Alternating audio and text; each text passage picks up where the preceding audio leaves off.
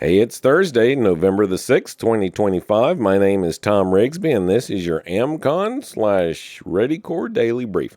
On today's show, how strong families and prepared neighborhoods bring back something America's been missing: real hometowns. Kicking things off today, the ASAT team has the latest for you in today's Daily Sit Rep. This is your AmCon Daily Sit Rep for November the 6th, 2025. Up first today, the ongoing government shutdown is severely impacting air travel across the United States. As of the end of October, 80% of New York City area air traffic controllers are absent due to a surge in callouts.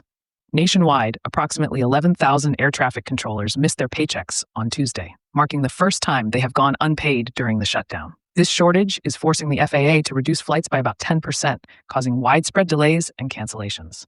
Travelers are urged to arrive early at airports, monitor flight statuses closely, and prepare for the possibility of extended waits or overnight stays.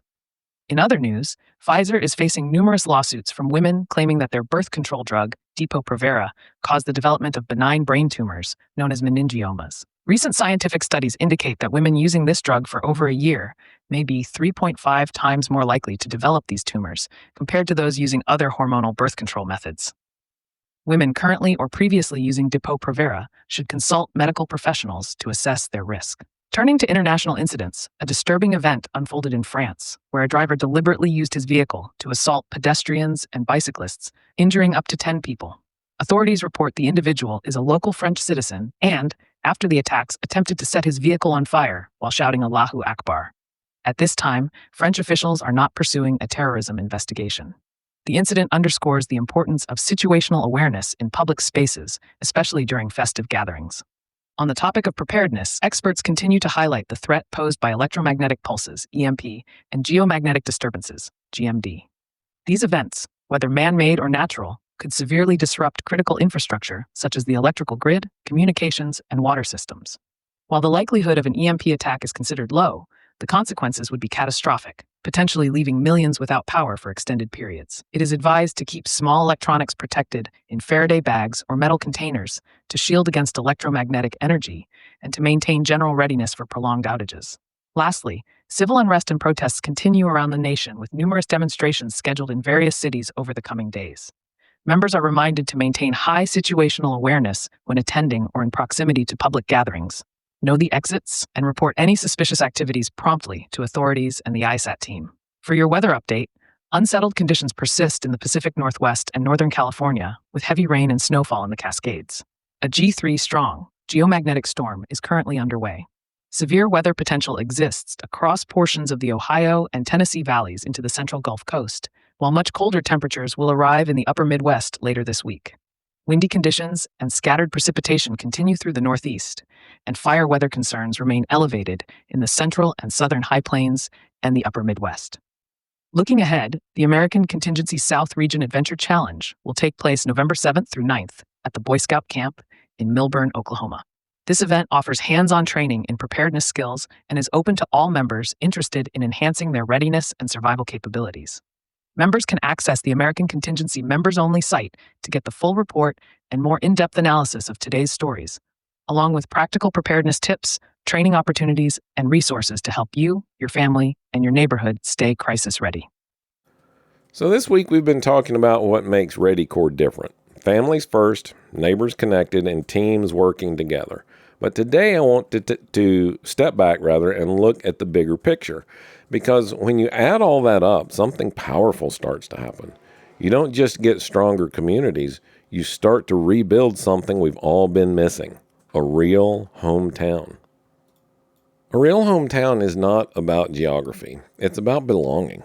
It's the feeling that you're surrounded by people who know you, trust you, and care enough to show up when things get tough. And the truth is, that used to be normal. Every small town and city block in this country used to have that built in. People watched out for each other because they knew each other. Then, somewhere along the line, we started outsourcing community. We traded front porches for privacy fences, neighbors for usernames, and local connections for convenience. And now, when trouble hits, whether it's a storm, a power outage, or personal crisis, too many people don't know who to call or where to go. That's what ReadyCorps is going to change. Strong families are the foundation. Prepared neighborhoods are the framework. And when you put those together, what you build is a real hometown, the kind of place where people care, communicate, and contribute. That's not nostalgia, it's national recovery. A real hometown doesn't need a sign on the city limits either. It starts with connection right where you are. When you and your neighbors take ownership of your block, then your street, and then your town, that's culture building. And that's why this work matters far beyond preparing. We're not just building readiness, we're rebuilding trust. We're building something beyond geographic boundaries that will span generations. When people talk about the America they miss, they're talking about the America we're going to rebuild through ReadyCorps. Real hometowns aren't gone. They're just waiting for people willing to do the work of reconnecting, like you. All right, this weekend, take one small action that makes your community feel more like a hometown. Wave to your neighbors. Start a conversation. Offer help to someone new. The smallest gestures create the strongest ties. All right, when we get back together tomorrow, we'll bring it all together for the word of the week and talk about how all of these pieces fit into the bigger ReadyCorps picture. Well, that's it for today's AmCon Daily Brief. Thanks for listening. Members, check out today's resources on the members-only website or on your phone app. If you're not a member yet, head over to AmericanContingency.com and start building real resilience today. If you found this helpful, share this podcast with someone you care about. I'm Thom Rigsby. Stay alert, stay ready, and I'll talk to you again tomorrow.